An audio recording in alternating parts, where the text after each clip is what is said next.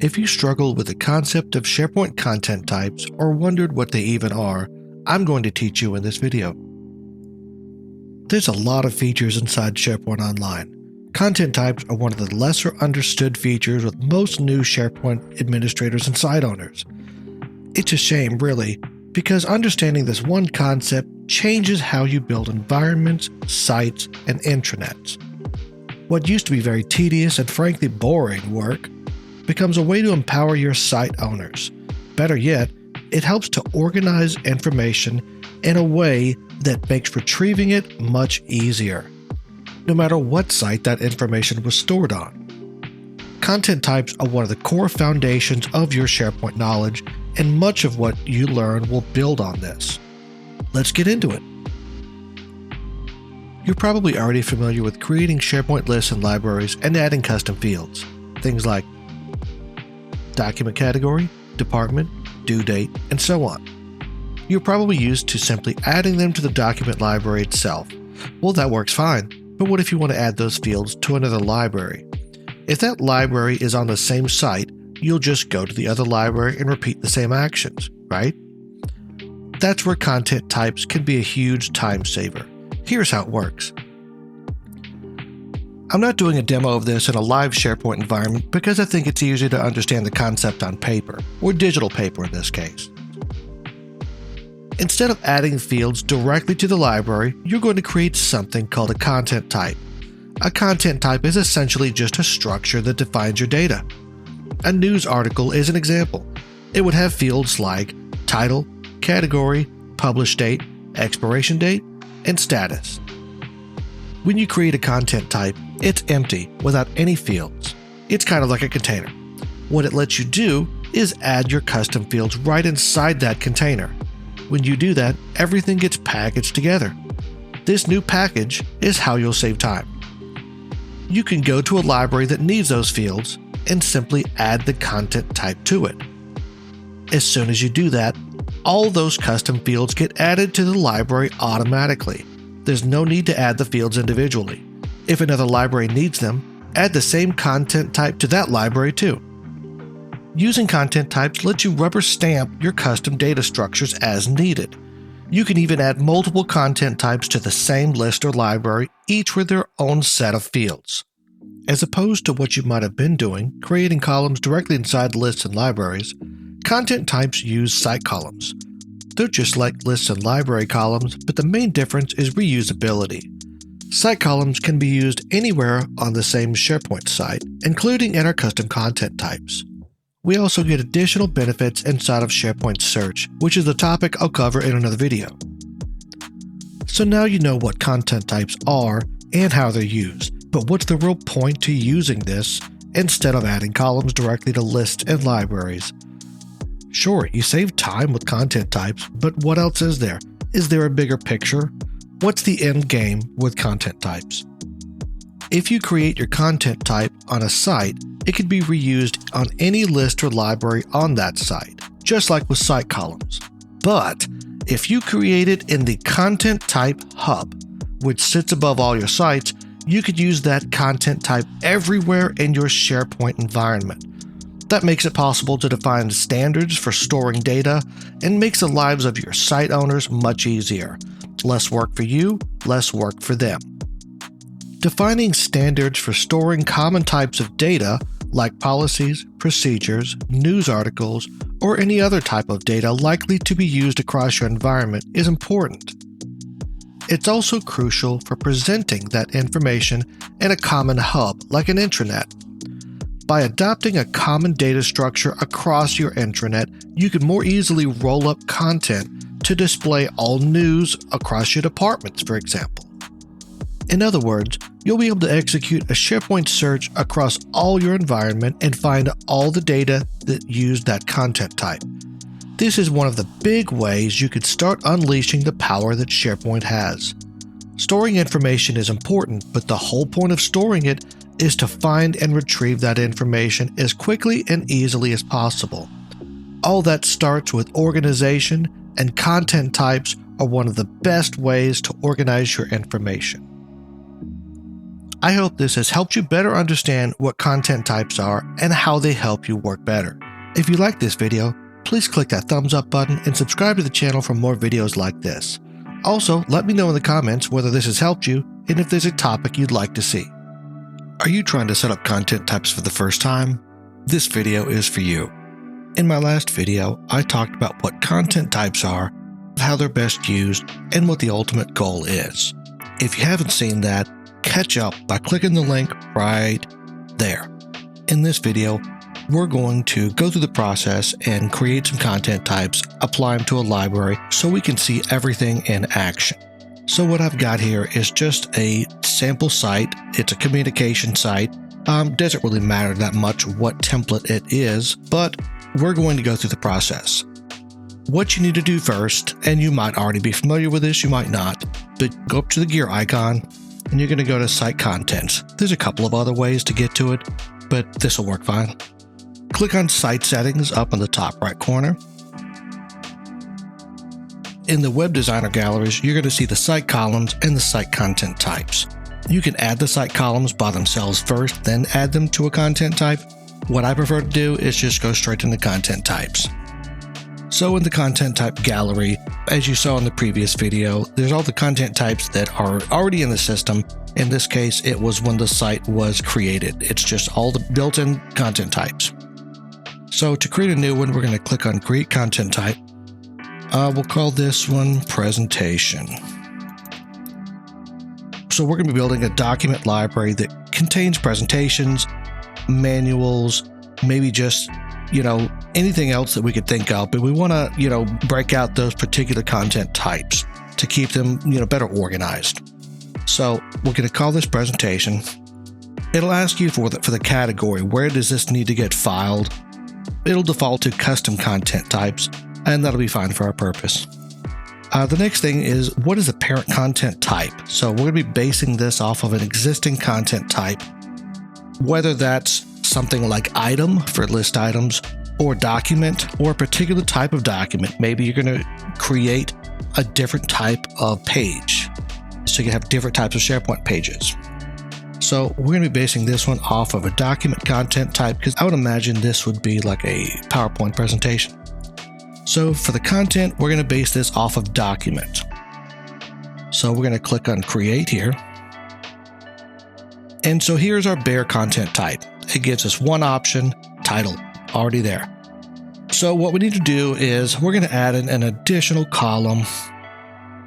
Notice here it'll let you create a brand new site column or pick an existing one if you've already created those in the site columns section of site settings. So I'd like to create them all here. So I'm going to create a new site column. We'll call this one Topic.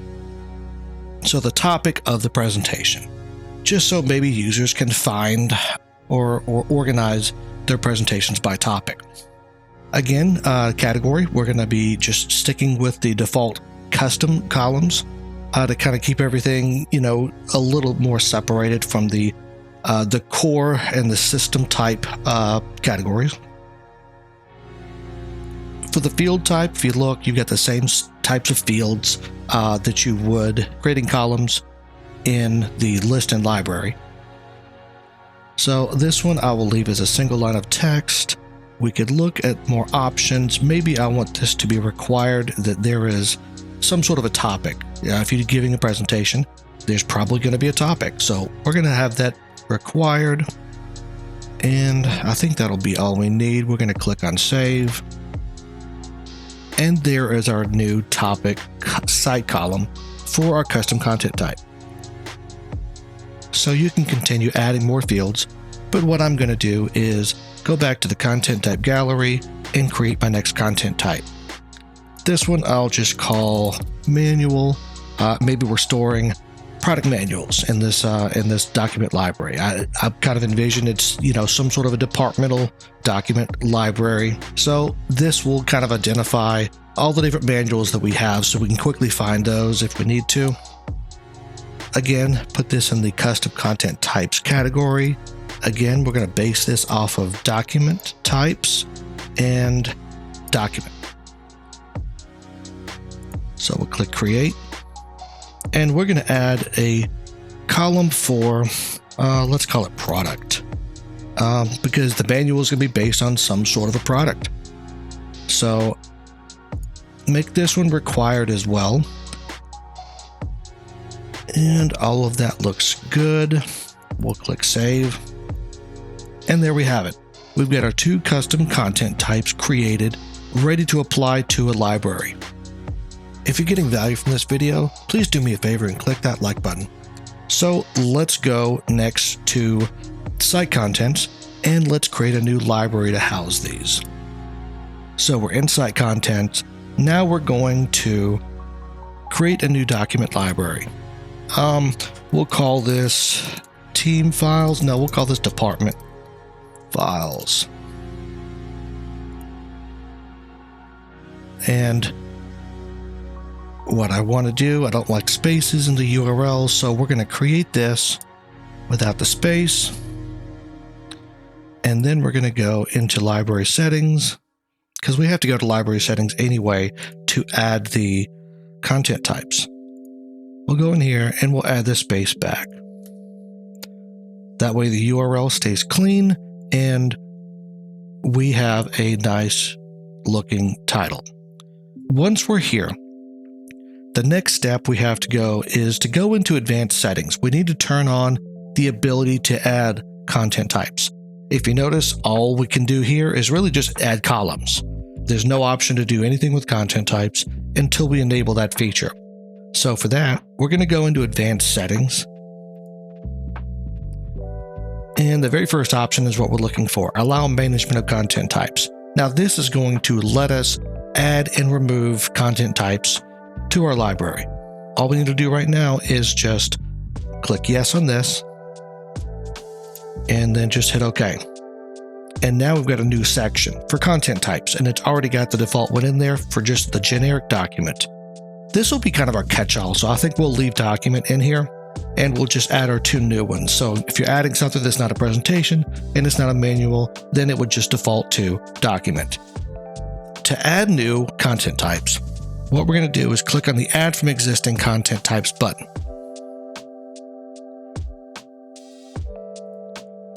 We'll go to Custom Content Types, and we see our 2 new types right here. So we'll just click on each one of them and add them. And click OK when we're done. And there we are. We have 3 content types now.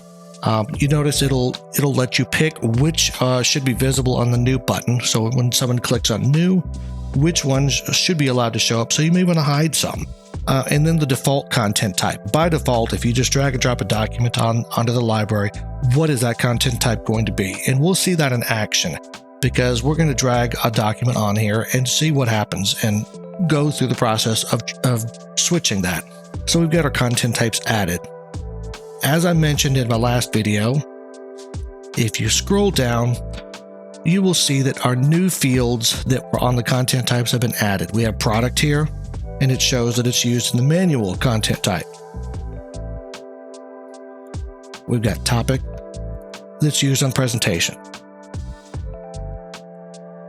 So if we go back up to department files, we are ready to start trying out these features. If you look on the new button, we see our content types. Now, one of the issues is presentations are going to be PowerPoint files. That's, kind of what I've already envisioned for this. So we don't need a Word icon up there. We really need a PowerPoint icon. So how do we get this? Well, what we need to do is we need to go back to library settings. For presentations, we can click on this. And this will take us to the instance of the content type that's been applied to the library. Again, think of a hierarchy with how these are being applied. But if we change it at this level, it'll apply it just to our document library. And I think that for this demonstration, I think that's what we want to do. We're just going to update this library. For that, we're going to go to Advanced Settings, and we're going to pick the PowerPoint template. Just a normal PowerPoint file. And then we're going to click OK. So now our presentation content type has a default template. Let's see how that looks. We're going to go back to Department Files, and we're going to check the New button. Now that looks better.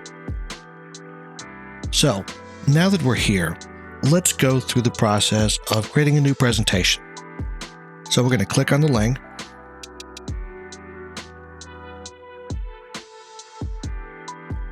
And it takes us into the PowerPoint. So we'll type in a little bit of text. This is a test of content types. And then don't forget to give it a good name.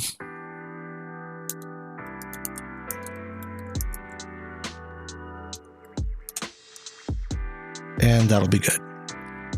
So with that, we'll go back to SharePoint. It's still showing the default name, so we'll just give it a refresh. And there's a new file. Now, if you notice, it's saying that there's a problem. We're missing required information, and we know we've got a custom field on there. So if we click on this and go to the info panel, then we'll see our topic. There's our custom field. So for the topic of this, I'll put in SharePoint. All right, now that that's done, the other thing I wanted to demonstrate is uploading a file. Let's say we've got that manual somewhere, and we're going to upload our manual. So I've got a test file that we'll use as our manual. I'm uploading it. And here's our new file. Over in the info panel, you will see that it defaulted to that document content type. This is going to be a manual, so we're going to change this, and you'll see our other content types here. We'll change it to manual, and you'll see our new product field here. So here's where we can start really utilizing those custom fields for our custom content types. And for this, it was a manual for product X. So for the product, I'll just put in product X. So we've got our two files here. We need to kind of see those custom fields, in my opinion. So let's edit the view. And let's add in product and topic.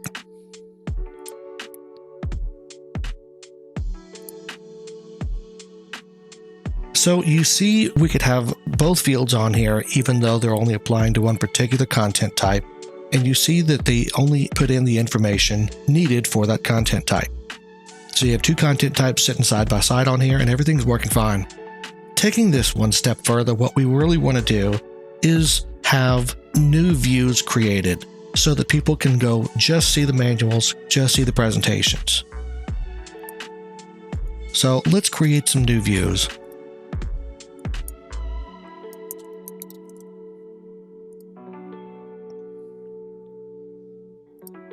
So we've got our manuals.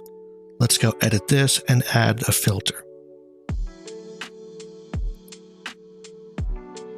For the filter, we're just going to specify the content type and then just set it equal to manual.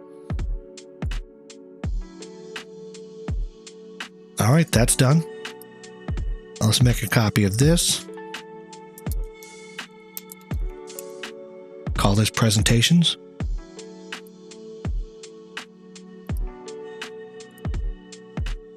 And let's update the filter. We'll set that equal to presentation. So we've got views set up to show our new custom content types. Users can click between them and find what they need to find. They can still go back to all documents and they can see everything. And that's all there is to it. I hope this has been useful and that you've learned something. Let me know your thoughts down in the comments below. Check the videos above for more content, and don't forget to like this video and subscribe to the channel for more content like this.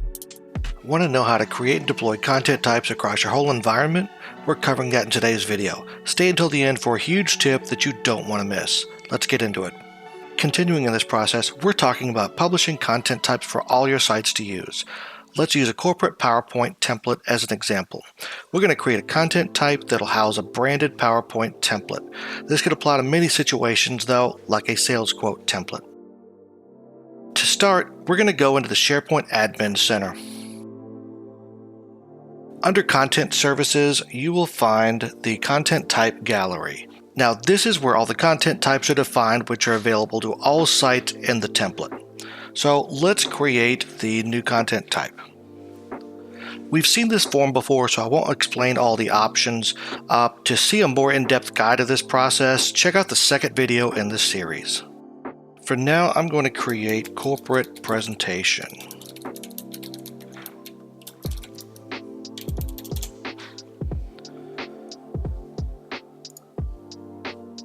And we'll make this based on document.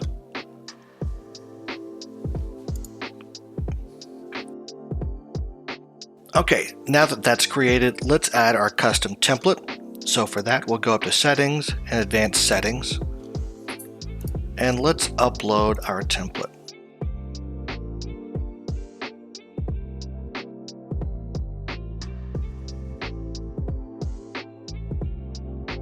All finished, but now we need to publish this so it's available for all the sites to use. So let's go ahead and do that. We go up to Publish. And the only option is Publish, so we click Save.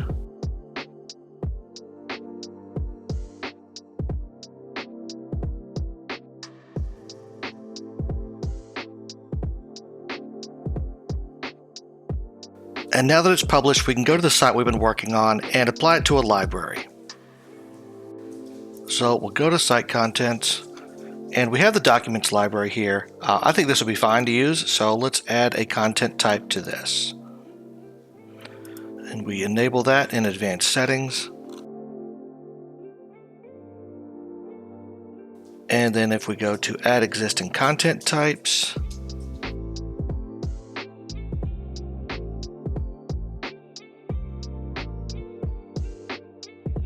there's our corporate presentation. So we click on Add.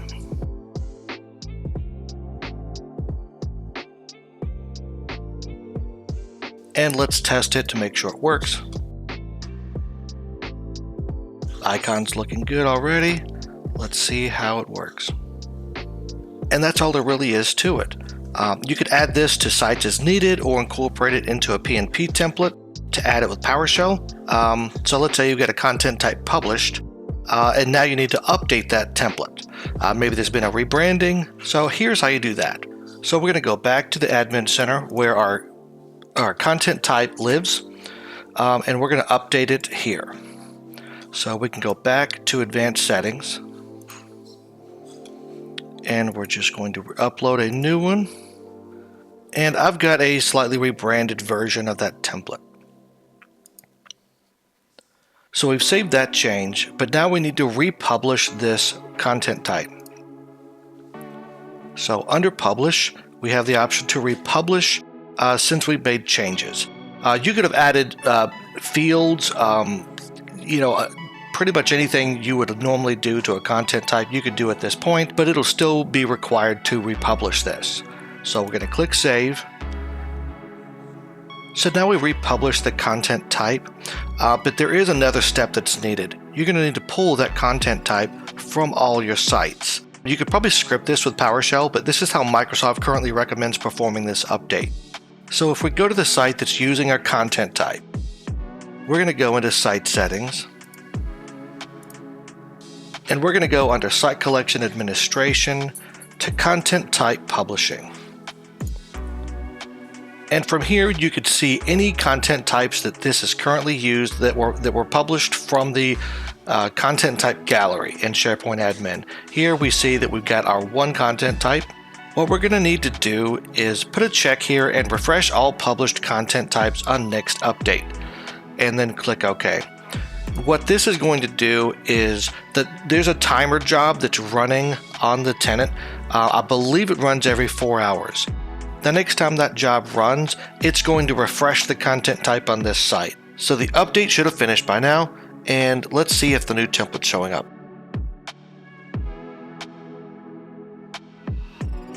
Yep, and there's the new template that was pushed into the content type hub and pulled from this site, and that's all there really is to it. For the bonus tip, I'm going to show you what you can do with these content types once you've got them deployed. We're going to go into Library Settings, and we're going to click on Corporate Presentation. If you look in the URL, you'll see the content type ID for this content type and this library. If you wanted to find all the content through search that's in this library matching that content type, you could simply search using that ID in a KQL statement. Now, if you wanted to find all the corporate presentations in your environment, regardless of what library they're in, you don't use this content type ID since this is scoped specifically for this library. Instead, you go to the SharePoint Admin Center where we have our corporate presentation content type defined. We're going to click on the content type and you'll see this content type ID. Notice how the first part is identical to what we have in our library. That's how SharePoint builds out the content type IDs. So using these IDs, you could search your entire environment based off of this, or you could search a particular site based off of this. And that's how you unleash the power of SharePoint search and content types. If you got value from this video, please click that like button and subscribe to the channel for more content like this.